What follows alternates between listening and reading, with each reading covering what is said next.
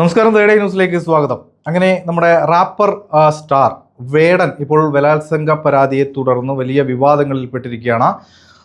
യുവ ഡോക്ടറാണ് ഇയാൾക്കെതിരെ പരാതി നൽകിയിരിക്കുന്നത്. വിവാഹ വാഗ്ദാനം നൽകി പീഡിപ്പിച്ചു എന്നാണ് കേസ്. ഇതുമായി ബന്ധപ്പെട്ട വിവാദങ്ങളും തുടർ പ്രതികരണങ്ങളും ഒക്കെ തന്നെ ഇപ്പോൾ തുടരുകയാണ്. ഇതിൽ ഇപ്പോൾ ഏറ്റവും കൂടുതൽ പെട്ടിരിക്കുന്നത് നമ്മുടെ ഇടത് വലത് മുന്നണികളാണ്. പ്രധാനമായും ഈ വേടനെ പിന്തുണച്ചത് ഇടതുപക്ഷ അനുകൂലികളാണ്. അതിൽ ഗോവിന്ദ മാഷ് അടക്കമുള്ള ആളുകളുണ്ട്, മന്ത്രി ബിന്ദു ഉണ്ട്, അങ്ങനെ പോകുന്നു ആളുകളുടെ നിര.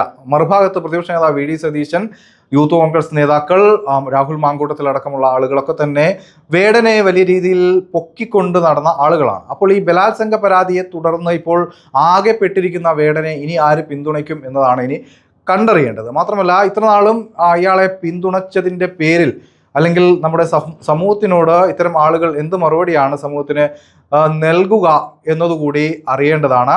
എന്തായാലും അന്നും ഇന്നും വേടനെ എതിർത്തത്, വേടൻ്റെ പാട്ടുകളെ അല്ല ആ പാട്ടുകളിലെ ജാതീയതയെ എതിർത്തത് പ്രധാനമായും സംഘപരിവാർ ആളുകളാണ്. സംഘപരിവാറിൻ്റെ കേസരിയുടെ മുഖ്യ പത്രാധിപർ NR മധു, അതേപോലെ ഹിന്ദു ഐക്യവേദി നേതാവ് ശശികല ടീച്ചർ, ഇവരൊക്കെ തന്നെ വേടനെതിരെ ശക്തമായ നിലപാട് സ്വീകരിച്ചിരുന്നു. പ്രധാനമായും അവർ ഉന്നയിച്ചിരുന്ന വിമർശനം എന്നത് ഹിന്ദുമതത്തിലെ എല്ലാവരും മറന്നു തുടങ്ങിയിരിക്കുന്ന ജാതീയത അത് ഉയർത്തിക്കൊണ്ടുവന്ന് മറ്റൊരു അരാജക പ്രസ്ഥാനങ്ങളിലേക്ക് വേടൻ പുതിയ തലമുറയെ കൊണ്ടുപോകുന്നു എന്നതാണ്. അതായിരുന്നു അവരുടെ പ്രധാന വിഷയം. പിന്നെ ഇത്തരത്തിലുള്ള കാര്യങ്ങളൊക്കെ വേടൻ്റെ മയക്കുമരുന്ന് ഉപയോഗം, മയക്കുമരുന്ന് കഞ്ചാവ് പിടിച്ചതുമായി ബന്ധപ്പെട്ട വിഷയങ്ങൾ, ഇത്തരം കാര്യങ്ങളിലൊക്കെ തന്നെ ഇത്തരം ആളുകൾ പ്രത്യേകിച്ച് NR മധു അതുപോലെ ശശികല ടീച്ചറൊക്കെ പ്രതികരിച്ചിരുന്നു.